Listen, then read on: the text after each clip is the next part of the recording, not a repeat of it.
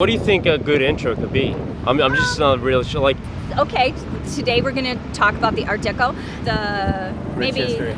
rich history. I think that's it. If you can figure out a sentence or two, that makes sense to me.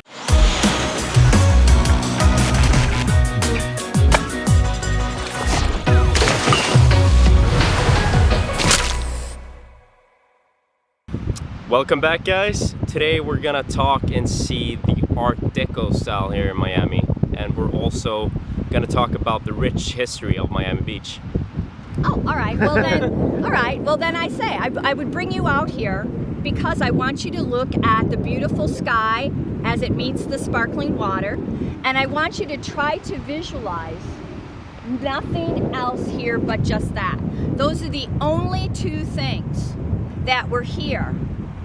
Everything else, the beach, the park, the buildings, everything beyond where the water meets the sky is man-made. Yeah. Carl Fisher, one of the founders of Miami Beach, hired gardeners to come in, redesign everything, and imported tropical plants from everywhere else. Wow. So none of this is indigenous. Of Lincoln Road as they were chopping through the jungle to make Lincoln Road. That's insane. What year is this? That was in the early 1900s. Wow. That was pre-1920. Yeah. But it's insane how fast it all went.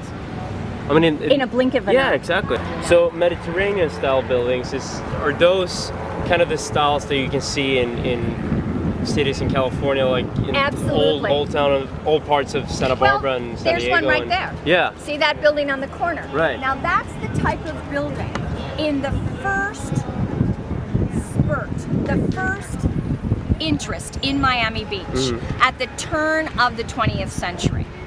When they first decided to try to make this the playground of the rich and famous, that was the type of building that they were building. Now those are wooden frame buildings. It was a style that was imagined because, like you said, it was what they thought the rich and famous of the Mediterranean and exotic places, that's what they thought they were living in. Yeah. And who knows, had it not been for the hurricane and the subsequent Great Depression, that might be what would still be here. Like in Southern California, they didn't have a hurricane, it's still there. Yeah. And we still do have a tremendous number of those buildings, but most of them, like that one, were built after the hurricane. Right. And then shortly after that, they fell in love with the new, more modern style, and they went with that. I like to show people this building. This is the Congress building. This was built in 1936, and it was built by Henry Hohauser. And Henry Hohauser and Elmery Dixon, I'm going to show you buildings by those two architects. They actually built about 75 or 80% of all the hundreds of buildings in this area. But this building is a great example of many of the little design details that are sprinkled throughout the area. So they needed buildings that would go up fast and inexpensively. Right. So you see that this building is only 3 stories. Yeah.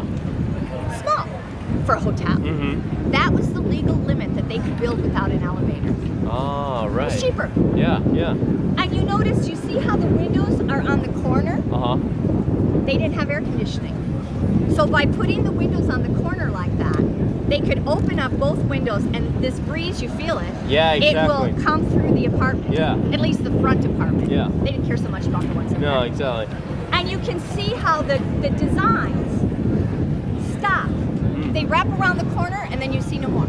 Because again, why spend money on parts of the building people can't see? Yeah, exactly. It was supposed to be affordable yet attractive. So put all the money in the front and in the lobby. Many of these buildings have spectacular lobbies. Yeah. The rooms, not so much. They didn't have any pools, swimming pools, because people of the day did not expect that. They came to go to the sea. What do you see there? You see old people. Because in the 60s, 70s, and even into the 80s, this was God's waiting room. This was not, the party central Mecca that it is now. Yeah. Cool. And I like to show people this building because, first of all, it's my favorite. I ride my bike past this building every day. I think it's really cute. It also is one of the earlier Art Deco buildings. It was built in 1930, let me check the date, 1934, I was right. 1934. So this was built in 1934, which was really the beginning of the Art Deco craze here in Miami Beach. We don't have anything big and spectacular, but we do have the largest collection of small Art Deco buildings in the world. This is the News Cafe. Primary claim to fame, sadly, is this is the last place Mr. Versace was before he was tragically murdered. He came here to have a cup of espresso and pick up his daily Italian newspaper. So this building was built by L. Murray Dixon. And if you look, now I want you to look, stand right here, and I want you to take in the entire sweep of this building. And I want you to look at it carefully. And I want you to look for the differences. Because this building was not all built at the same time. Right. So I mean, that side is obviously taller than that side. Yes. So which one is first, do you think? That one. That one. Oh, really? 1936. So that one had elevators then? It must have. Yeah. Would have been my guess. And it must have.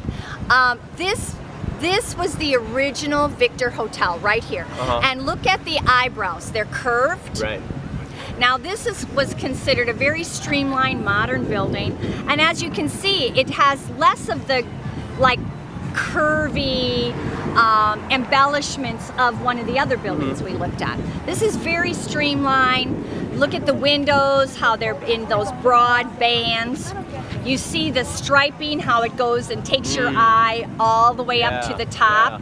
If you look on the side there, you can see the portholes to the right. This was the original portion of the building, 1937.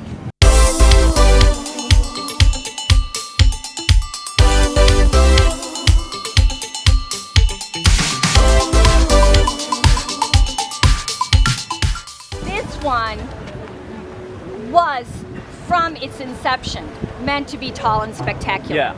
And in the 1950s, it was Marilyn Monroe's favorite hotel. And she and her then husband, Joe DiMaggio, were frequent guests here. Wow. Yeah. 1926, the big hurricane called the Big Blow blows through the city, knocks down everything. And many rich people that were vacationing here at the time lost lots of expensive things. That did not make them happy, as you can imagine. So it was decided that measures needed to be taken. So right after the hurricane in 1927, this was one of the first buildings to go up. And it was built by the Washington Storage Company, and it is just a very posh storage facility.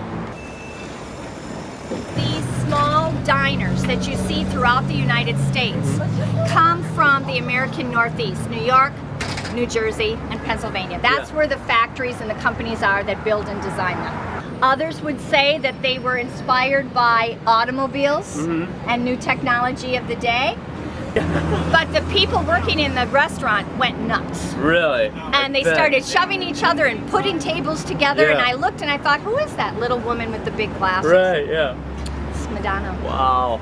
This big building, again, a good example of what we call compatible infill. Yeah.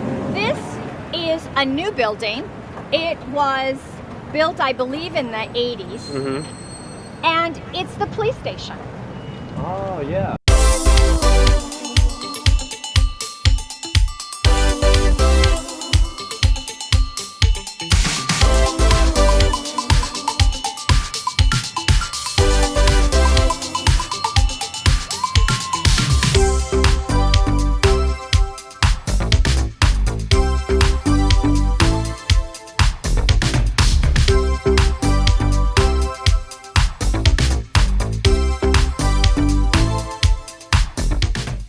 Okay guys, so now I guess I have sand in my shoes. So it's really inspirational and really fascinating. It's obviously an extremely rich history, and I really advise you to take this tour or something similar. At least just have a look at all the amazing buildings and read a little about their history. Truly fantastic.